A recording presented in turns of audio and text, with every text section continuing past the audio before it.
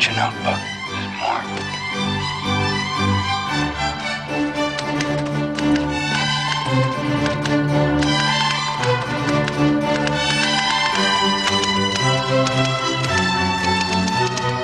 Welcome to this special edition of CN Live, Season 5, Episode 9, Turkish Elections, Towards the East or West. I'm Joe Loria, the editor-in-chief of Consortium News. The Turkish presidential election on Sunday ended with no winner, forcing a runoff vote on May 28. Turkish President Recep Tayyip Erdogan, who was running behind in the polls, did better than expected, but still fell short of the required 50% plus one of the vote. Kemal Kılıçdaroğlu has been the opposition leader since 2010 of Turkey's oldest political party, the People's Republican Party, or CHP, founded by Mustafa Kemal Atatürk in 1923. Kılıçdaroğlu heads a coalition of several parties, but they also fell short of the 50% required and will face off against Erdogan in the second round. It's a pivotal election for Turkey's future, not only at home, but in its orientation in the world. Will it return fully to the Western camp or continue to look increasingly eastward? Our guest today is Aydogan Vatandas, a Turkish investigative journalist specializing in political science and international relations. He's the author of 13 books, many of which have been bestsellers in Turkey. Reporting from the Bridge and Hungry for Power, Erdogan's Witch Hunt and the Abuse of State Power are the first two of his books that have been published in English in the United States.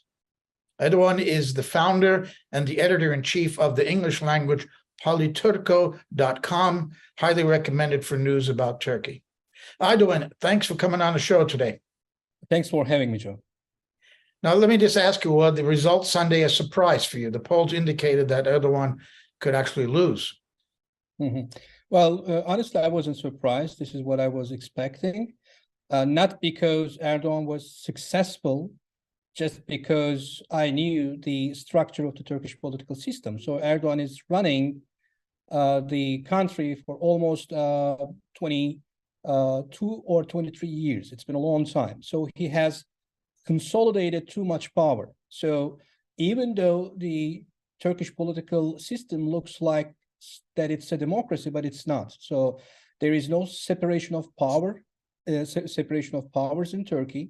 So we don't have free elections, free and fair elections. So these are some important methods to measure the quality of democracy. We don't have free media, we don't have free election system, and when we look at the election results, so we have to question where the election results are coming from. So one of the most important sources is Anatolian News Agency, and it's a state-owned news agency, so controlled by Erdogan government. And second one, it is the High Election Board. So this organization should be an independent organization, but every single person who is working in this government body who is responsible to regulate, the adjustments about the elections were appointed by Erdogan. So, it is very reasonable not to trust this, high election board. So when we compare the election results with the documents which the opposition party possess and reveals, and the election results coming from this high election board are contradicting. So what now we are seeing in Turkey is that there are thousands of reports coming from every cities of Turkey indicating the election fraud. So right now, the public opinion is waiting for the opposition leaders to come out and raise their voices, raise their concern. So today, two important developments happened. One is there were two important figures in the opposition party who were responsible to register the votes in their system and release the results to the public, and the other one was responsible for media communications of the opposition party. So opposition party fired these two figures, considering them bribed or being affiliated with the Erdogan government. So the people started to realize how the Erdogan government facilitated these fraud efforts during the election. So it is so interesting to see that, for example, the Kurdish voters in the the eastern part of Turkey. So it is impossible. It is impossible for the Kurdish people to vote for a nationalist party, which is a partner of Erdogan government. So they have their own political party represented in the system, which was running for the elections. But when we look at the graphs and the reports, it seems that they voted for the nationalist party. So there are thousands of different reports right now coming from different parts of Turkey. So it was on Sunday evening, it was 23:30. So the results were showing the opposition party leader Kemal Kılıçdaroğlu had won 49.5% of the votes. And Erdogan was exactly the opposite. It was some 44.5 or something similar to that. In 30 minutes, the high election board reversed the results and replaced probably the 3% of the votes to the the AKP. Why didn't they give him the 50%? If they manipulated the votes that way, why didn't they just give Erdogan 51% and have him win outright then? This is exactly the question that the people are asking right now. So they just stopped Erdogan's votes on 49% 5. So it was so easy for them to make it 50 or 51, but they didn't do it because they already knew that they lost the election. Do you understand what I mean? So they already knew it, but they just reversed it, and they just told them, let's finish it during the second round. How do you know about these? Sorry, how do you know about these earlier figures that were 3% less? Was it on television? Turkey? Yes, of course. Yeah, it was all well documented. Yeah. I mean, there was only one credible news channel. It was Tele1. So they were just spreading the real results coming from the high election body. It was 11:30. They showed all these results. In 30 minutes, something happened. And they just revert the votes. Right now, as I told you, there were two important figures in the opposition party. They were fired today. There were some suspicions about these two figures for the last 2 or 3 months. The people were actually recommending the opposition to fire these two people because there were some allegations about them. So the mistake that the opposition party did during the elections to keep these two figures during the election. So they were too late to fire them. So right now, they will have to upgrade their IT systems, their systems which are responsible to count and register the results on time to their system and to release these results to the public immediately. So this is what's right now the Turkish public, is right now thinking and discussing. If you can follow the social media right now, you can see thousands of reports coming from everywhere. And some of the opposition leaders already started to raise their concerns about the accuracy of the results.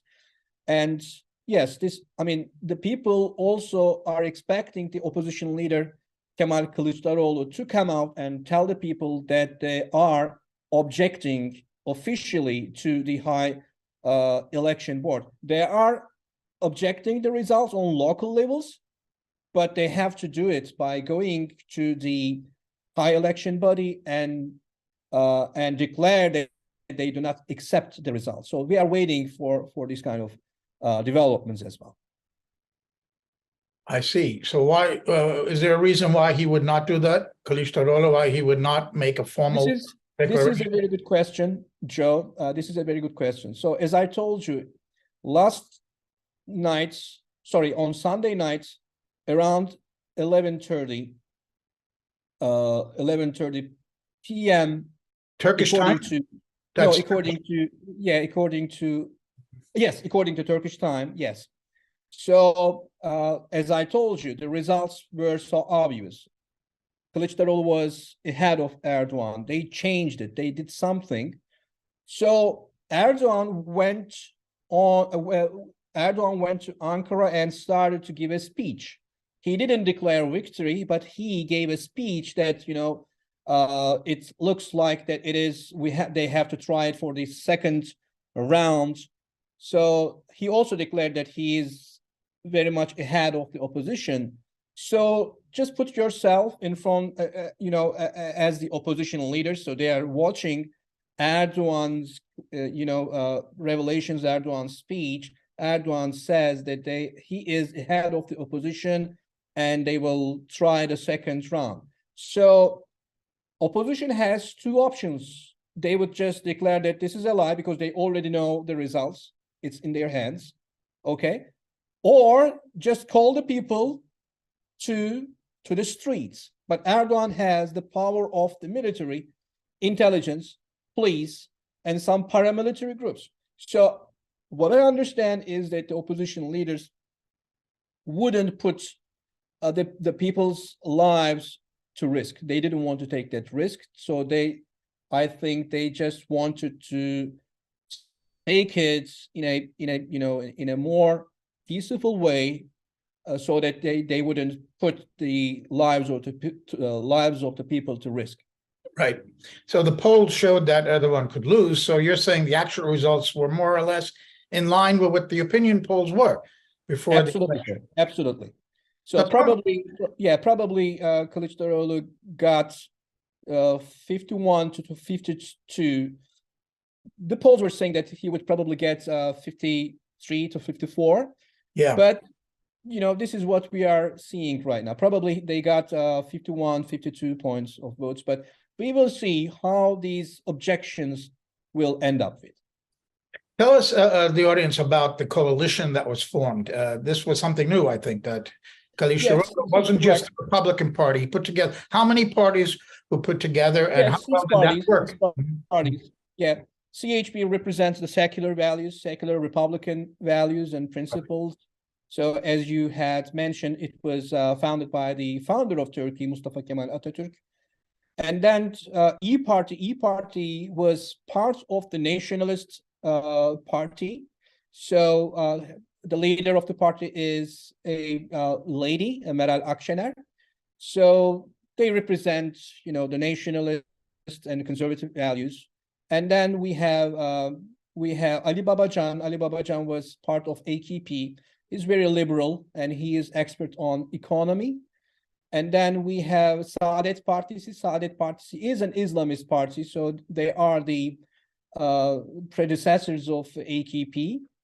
So AKP being Erdogan's party, correct? Yes, sir. So right. AKP was actually coming from Saadet Partisi, Saadet Party. So they still, represent similar values, Islamist values. And then we have Democratic Party.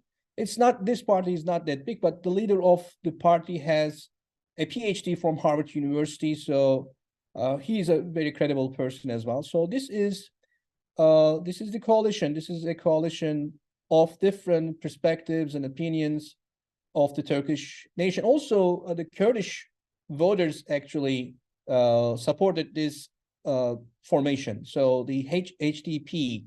So they supported this party, even though this coalition didn't promise anything to them. So this was something that had to be, appreciated about the Kurdish voters in Turkey. They voted for democracy.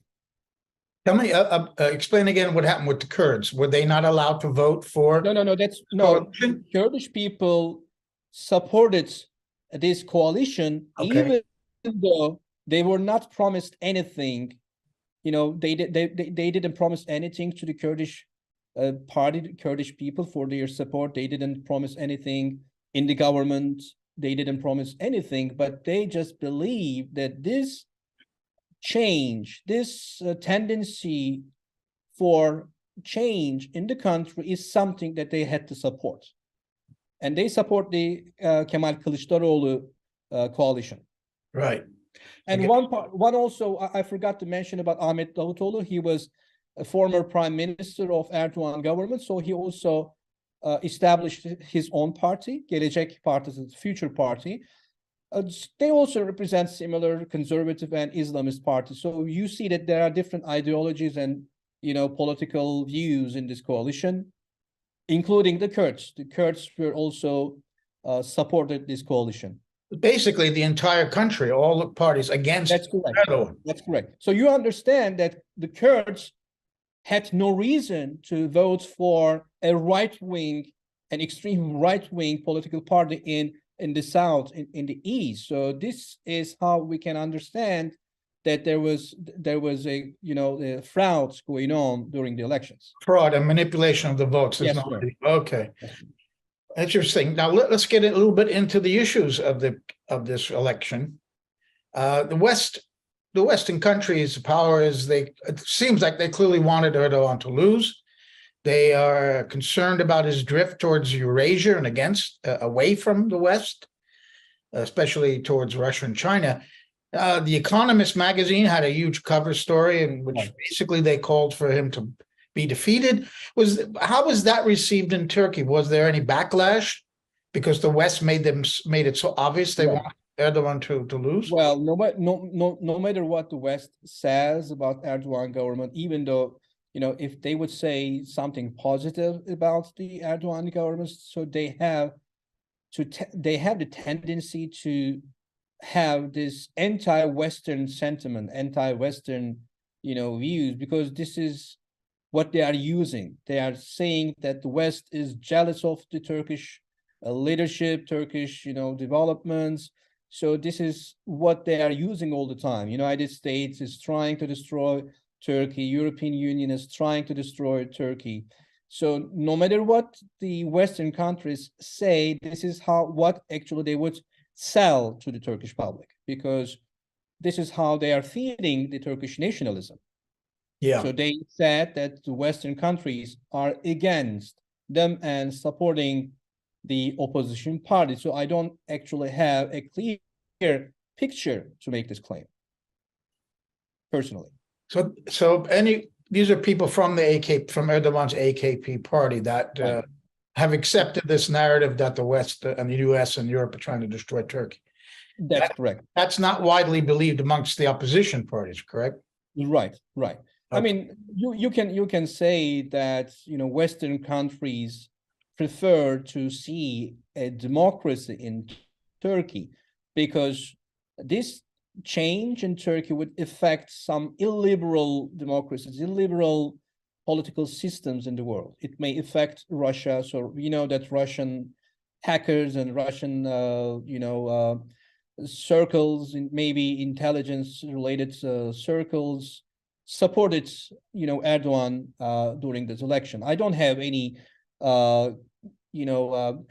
I don't have any documents, but this is what the opposition leader said several days ago. So they accused the Russian government for making this kind of efforts. I was going to ask you about that, this allegation of Russian interference.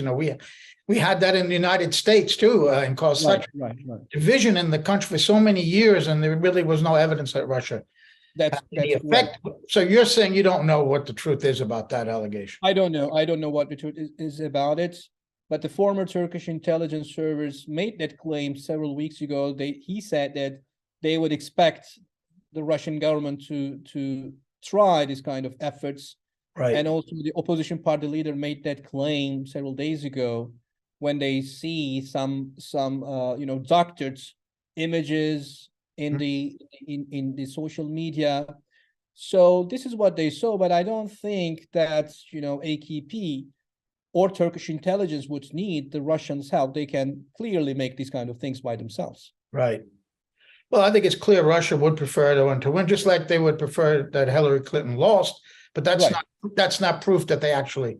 But Turkey, Joe, when you look at the Ukraine war, Erdogan is playing very interestingly. So Erdogan is selling drones to Ukraine, right? So, and Ukraine is using these drones against Russia, the Russian army. On the other hand, Turkey looks like that Turkey has a good relationship with Putin or Russian government. So it is not so easy to make, that's assumption. Which country is where? I don't see that picture very well. Before I get deeply into that issue, which I want to talk about extensively about foreign issues, there were also parliamentary elections, correct, on Sunday? And yes, there was. And who did better there? And it seems like that Erdogan's party did better than the coalition. That's correct, but that's correct based on the same, fraud-related election results. So I told you, for example, it is not possible for MHP, the Turkish, nationalist party, to get some 11 points of, 11% of the votes. It's impossible. So they cannot get votes in these Kurdish populated areas, and no one can explain it. No one can explain how they made it in this, very radical, very, politically motivated Kurdish cities. They don't like each other. Now, when the MHP explained, this is not Erdogan's party, but they're aligned with. They have alliance. They have an alliance. Yeah. So there's okay. And you're saying the Kurds would never have voted for that part. But so the parliamentary results showed what? It shows that Erdogan is going to dominate the parliament. Yeah. So if we keep that, like this, and at the end of the day, on May 28th, if Kılıçdaroğlu would win the presidential elections, it is going to be difficult for them to run the country, because they might have some kind of gridlocks that we have seen in the United States in the past. Right. But we don't know exactly what's going to happen. We don't know whether the opposition party will go and ask for their rights. They might go to the High Election Board and object the results, and we will see what's going to happen. Now, it's ironic because it was in 2013 or 14 that Erdogan changed the system from a parliamentary to a presidential system. When he was prime minister at the beginning, he was the leader of the country, and then he made it. That's correct. So had he kept it a parliamentary system, he would have won right now, and that would be the end of the matter, right? Absolutely. It didn't work. It didn't work this time. Yeah. Let me ask you about this coalition, headed by the Republican Party. What is their policy what's their foreign policy in relation to Erdogan's, in terms of moving towards Eurasia or back towards the West? Would they be more oriented towards NATO in the West than Erdogan has been? Well, when I look at what they had already said, what Kılıçdaroğlu gave some interviews to Western media, they said that they will help the expansion of NATO. They will work with NATO and Western alliance. But this might be only rhetoric. This might be just politics, because CHP is well known with its independent policies. So it was founded by Mustafa Kemal Atatürk. So they also have nationalistic perspective along with secularist perspective, but they also are Turkish nationalists. And when we look at Meral Akşener, E-Party, they are also nationalists. We have Ahmet Davutoğlu, and Ahmet Davutoğlu was had some anti-Western sentiments as well. Ali Babacan is very pro-Western liberal, and Democratic Party leader, he is pro-liberal and pro-Western. He is, an Harvard graduate. Well, we see that there is a power struggle on Turkey between the West and the East. We understand that, but it is not easy. It's not that easy to say that Turkey would just leave Russia and, its relations with Eurasian countries and just turn itself to the West. It cannot happen. So they need to find a balance, and I'm sure that they would find a balance. So they wouldn't increase, if the opposition would win the presidency, would they try to increase, although they don't think so. They wouldn't try to increase more support for Ukraine, problems for Russia in the Black Sea, that kind of thing? You don't They see. wouldn't want to take any risk because the Turkish economy is in a very bad situation right now. Yeah. So they don't have that power. So the first thing that they would want to do is to actually make something on the Turkish economy, because the people are suffering. I understand that the Western countries might want Turkey to take a more aggressive position in Ukraine and use their military against Russia. I don't think that they would do that. And, they would go on, with similar perspectives. They will try to find a balance between Russia and the Western coalition, I guess. Okay, before we go on with foreign policy, you raised the economy. Was that the number one domestic issue, or were there others? Yeah. And human rights violations also. That's an issue. Rights violations is a big issue. The media freedom is a big issue. They would try to create, democratic institutions again. There are thousands of people in prison. There are thousands of people who were illegally fired from the government positions. So they have to do, something about that. There are political prisoners in Turkey, like Selahattin Demirtas, the leader of the HDP, the Kurdish party. He is in prison, and there are some others in prison. So they have to do their best to change this undemocratic, undemocratic tendencies in the Turkish system and the Turkish society. How many journalists are in prison now in Turkey? I think that more than some 250 journalists are still in prison. Yeah. So that was an issue in the campaign. That's quite interesting. Yeah, because they realized how important it is to have a free media, because they didn't have, any free and independent media. This, for example, Anatolian Agency is a state-owned agency, and everyone is paying to this institution. We are all taxpayers.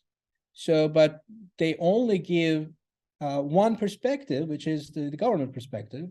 And that's why the opposition is so upset about, these tendencies in the media. So almost 99% of the entire media is controlled by Erdogan, and this is what they promise about it. So they want to change this environment, media environments, the human rights violations. So the bureaucracy is controlled.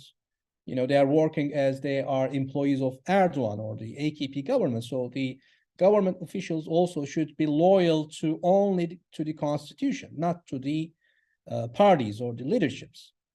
Right. Back to the economy for a minute. I remember that Aydogan came to power and was sustained for a long time on the strength of the so-called Anatolian tiger, a great upswing of the economy outside of Istanbul, in the center and the east of the country. What's happened to that? Has that run out of steam, that economy, that economic boost that he had? So the corruption, I guess, is the most important reason, because, in every whatever they are doing, the government is also taking percentage. Erdogan government, and so they are all revealed right now. Nothing is a secret anymore. So there was a person who was coming from a very close circle of Erdogan, so he revealed everything about these things. And so the corruption is the main reason of the economic recession. and they used, the Turkish financial assets for many black budget-related efforts. So back to foreign policy, Aydogan, what about Iran, relations with Iran? Would it make a difference which party or which president Turkey had in this election? How would that be affected? I don't think that the relations between the upcoming, if the opposition would be in power, after Erdogan, I don't know whether this is going to happen or not, but I don't think that they would change the relations between Turkey and Iran. As I said, Ahmet Davutoğlu is part of the government, so he was the prime minister when they had very good relations with Iran. So he's going to be the vice president, and also remember that Kılıçdaroğlu is coming from a different sect, so the Shiites and the Alawites or Alevis in Turkey have some sort of, a relativity or some sort of, affiliation. They are not the same. Our Alevis in Turkey, they are very secular, but we cannot deny that they have an historical past with Iranian Shiite theology. So that's why I wouldn't expect Kılıçdaroğlu would reverse the relations between Iran and Turkey. And you can also guess that if the government would change, Kılıçdaroğlu can change the relations with Syrian regime. So the Alawites in Assad regime also have some sort of, connection with the Alawites, the Alevis in Turkey. The difference is that the Alawites in Syria, they are speaking Arabic and they are ethnically Arabs. And ours is, they are Turkish people, but as I said, their theology and the way that they view the world and Islam is very similar. So I think it would be much better for Russia, to see, Kılıçdaroğlu government in Turkey, because it would definitely positively affect the relations with the Syrian regime. On terms of Syria, but maybe not in terms of Ukraine. But it's interesting because I interviewed Kılıçdaroğlu back in 2013 in Washington when he was visiting.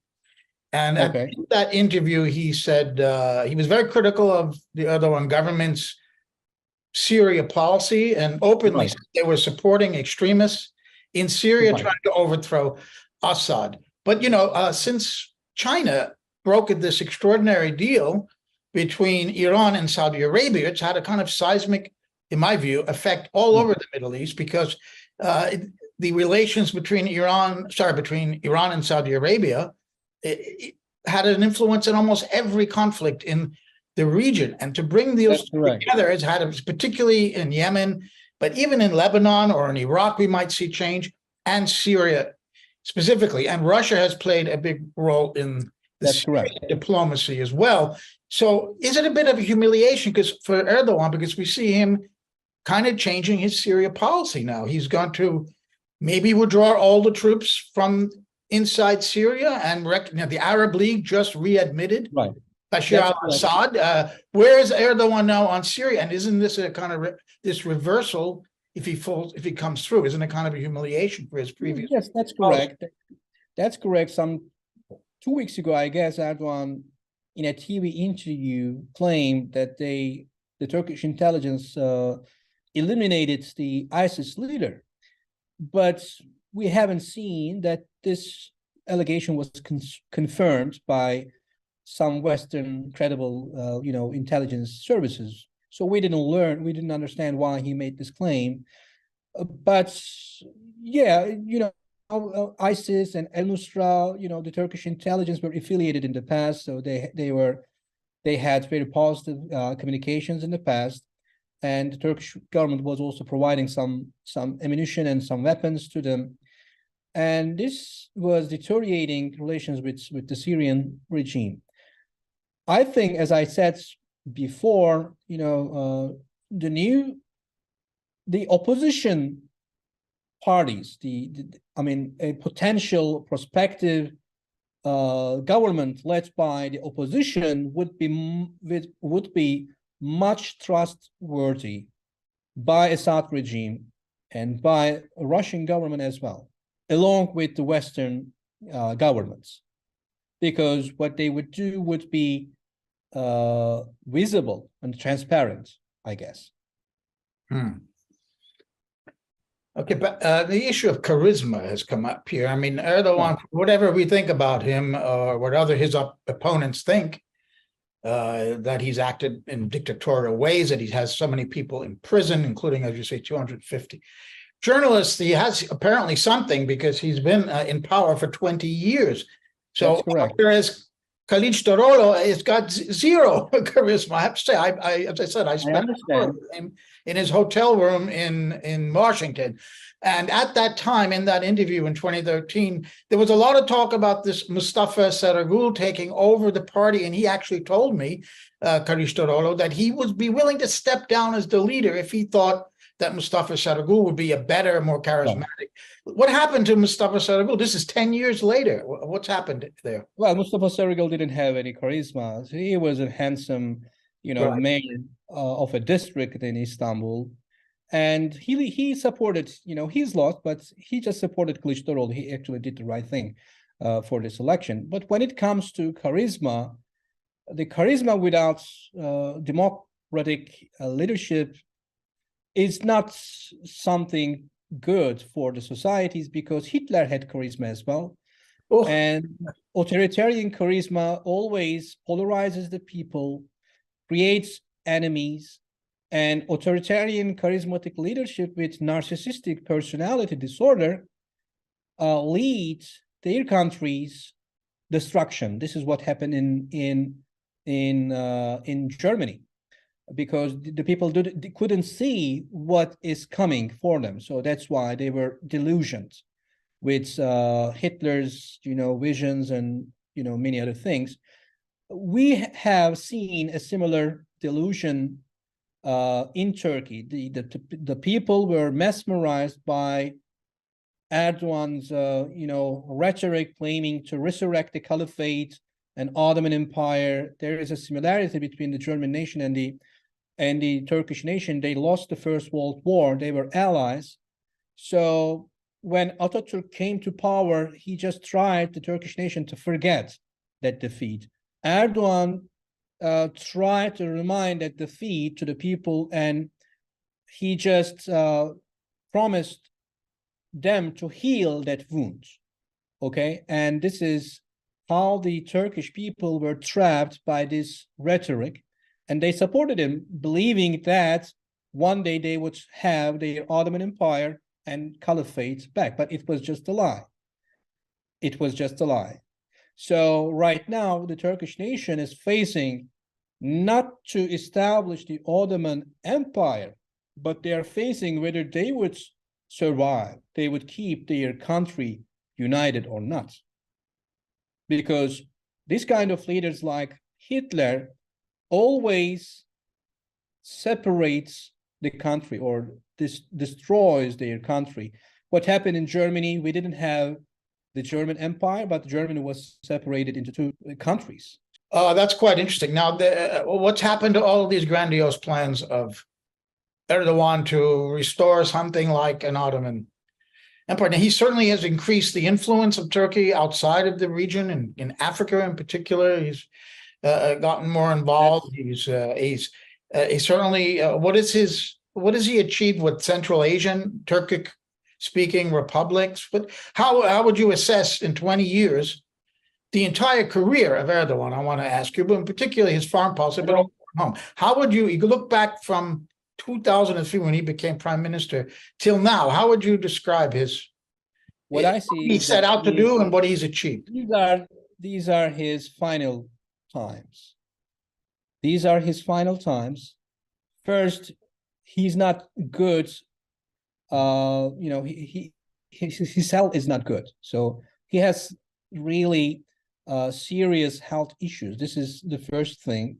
He's old, and he sometimes struggles to walk. And then the Turkish people, actually, they decided to quit him.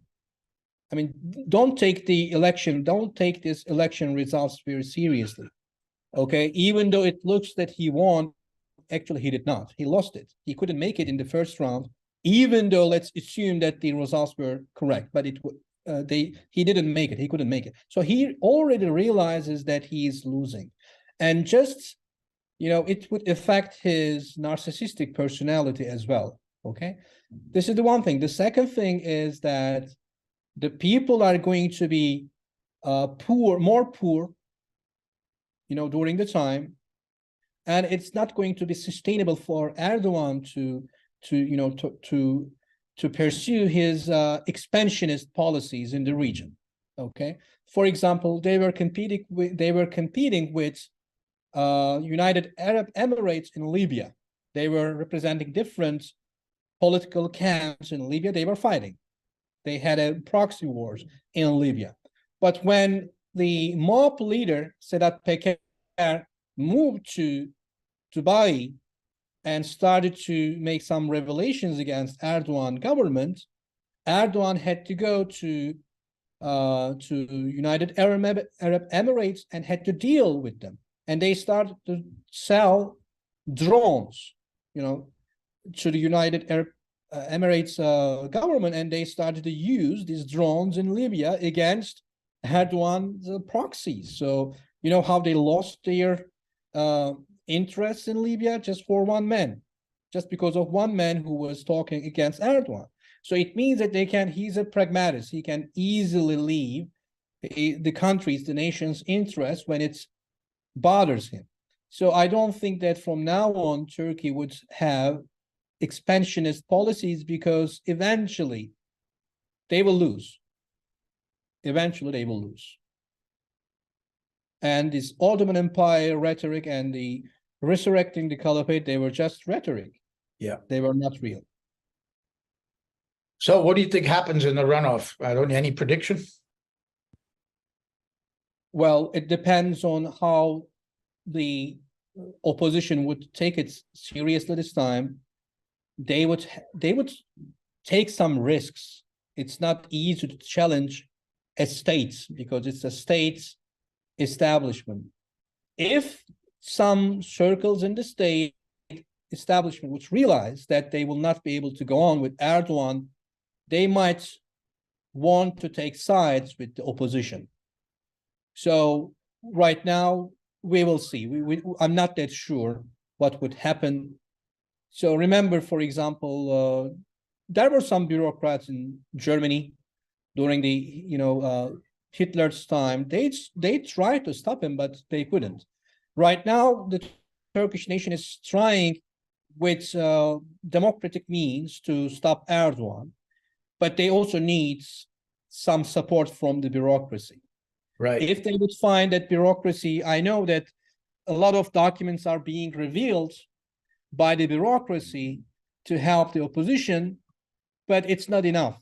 At the end of the day, the opposition would see where the military and the intelligence stands. Yes. You referred to Hitler a few times. Didn't Erdogan once make some sympathetic statement about Adolf Hitler? Correct. That's correct. He did. Do you remember exactly what he said? I don't remember exactly what he said, but once he did. And remember that the sources, some of the Islamist sources about anti-Semitism come from the Nazi sources and right-wing extremist sources. So there is also that kind of affiliation. I need to ask you, the Fethullah Gulen movement, many people have been fired or jailed after Erdogan blamed them for the coup back in, when was that, 2016? What role, has that issue, the issue of the Gulen movement, played in this election? Is it important anymore like it was? They don't have any power. I mean, they are influential in social media because the people in Turkey are not capable of getting the real news from the Turkish sources, so they are looking at sources from different countries, the international, the journalists in exile. This is one of the things. I mean, they have their own institutions in the Western countries, but they don't have any power to have any influence in the Turkish elections. Right. Now, if Erdogan wins and he's president, some commentators are speculating that there could be a lot of protests that come out. You said before that Right. the opposition doesn't want to risk the people's lives by doing that. Right. Could they stop them, and could there be any Western influence pushing those elections in a so-called color revolution? Is that a possibility if Erdogan wins? If Erdogan wins, I don't think. I mean, if they would be convinced that Erdogan wins with fraud and manipulation, and if they would have seen the accurate documents claiming or indicating that actually opposition won, they can try and go to the streets, because it happened in the past during the Gezi, in 2014 or 13 or 14. They tried, and they can try again. Yeah. Mm-hmm. Okay, my last question, and I thank you again for your time, Aydogan, is in the United States, every election is called the most important pivotal election in history. So, and it becomes a little tiresome because they can't all be the most important election in history. Right. Let me ask you about this Turkish election. How pivotal is this election to the future of Turkey? I mean, you're talking about the election on May 14th. May 28th. Yeah, it is. It's a milestone in the Turkish political history, because it's going to determine whether Turkey is going to be a fully totalitarian regime or a new Turkey that would take some steps to heal itself, because it's not going to be so easy. They will need years and years to heal this country. It's going to take a lot of time. Thank you, Aydogan Vatandas, for your time. You're so welcome. About the Turkish political situation. No problem. Thank you so much. For CN Live, this is Joe Loria. Until next time, goodbye. Get out your notebook. There's more. If you are a consumer of independent news, then the first place you should be going to is Consortium News, and please do try to support them when you can. It doesn't have its articles behind a paywall. It's free for everyone. It's one of the best news sites out there, and it's been in the business of independent journalism and adversarial independent journalism for over 2 decades. I hope that with the public's continuing support of Consortium News, it will continue for a very long time to come. Thank you so much.